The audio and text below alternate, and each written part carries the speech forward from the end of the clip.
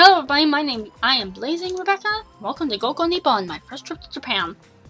During that period, the shopping district was primarily next door. In Nihonbashi, which is now a business town. Oh yeah. Really? Then why didn't it take the form we know today?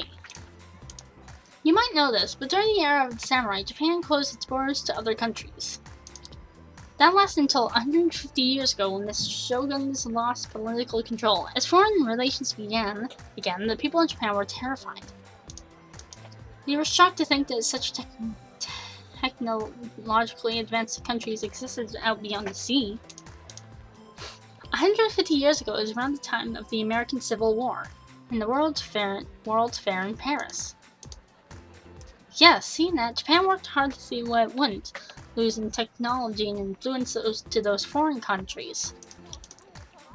And around that time, two great fires swept around the Ginza area. Nearly all the buildings at the same time were made of wood, so naturally the whole area was burned into nothing. It was so sad, obviously, but the people of the day were determined not to let things end with that. They took the Japanese proverb, Wazawiya Tenjoti Fuku no Tunasu. It means when bad things happen to you, you make the best of them. The people took those words to heart and used the culture and technology of those foreign countries to rebuild Ginza from the ashes. They took the opportunity to develop the new Ginza as years went by.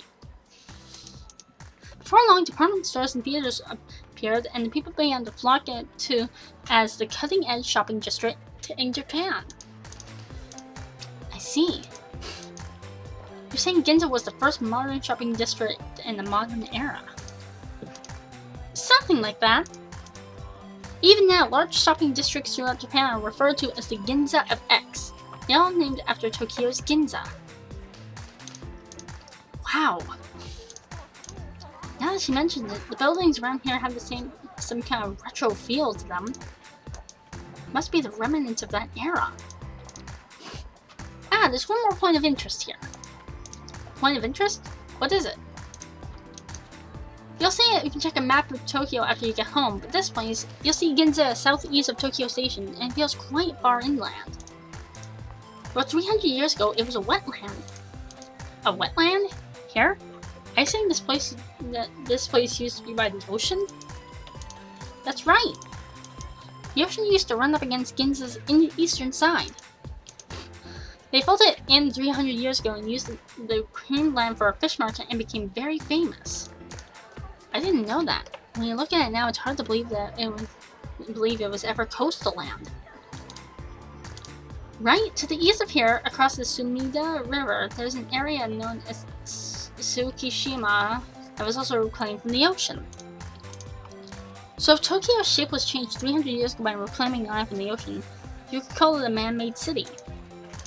That's about right. It's almost like a city of water of Nice. That's right. Long ago, Tokyo was full of canals, which were used for shipping the majority of goods. Even now, many of the rivers remain in subterranean drainage. When you think about it like this, I guess Tokyo is like a city of water, a lot like Venice. Tokyo, a city of water. Anyway, as long as you're here, we should have a look around Ginza. Sure. Ginza. Looks like such a modern city with all these buildings everywhere. But long ago, it was right by the ocean, full of canals. Full of boats hauling things everywhere. When you think about it, Tokyo is such an exotic city. Canals. Water.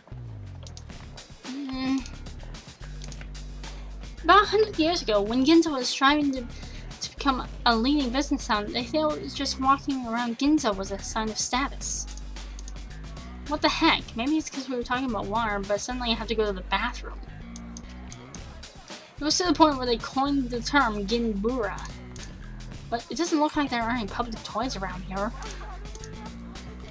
But you might have heard this, but the Bura in Ginbura comes from the word Bura Suru. Walk around aimlessly. What? Hey, what's wrong? Are you listening? I'm sorry, I just really had to go to the bathroom for a while now. Huh? Have you been holding in this whole time? Yes. No, well, like... Don't worry about it. We can use a bathroom in that department store. Sure, let's do that. Ah, but I don't know if I can pay. I don't have any small change. Not even in Ginza do they charge people for using toilets. You won't need change. Ah, I see. Yes, I don't think there are many bathrooms in Japan that charge you to use them. But when you have to go, a department store or supermarket is your best bet. I see.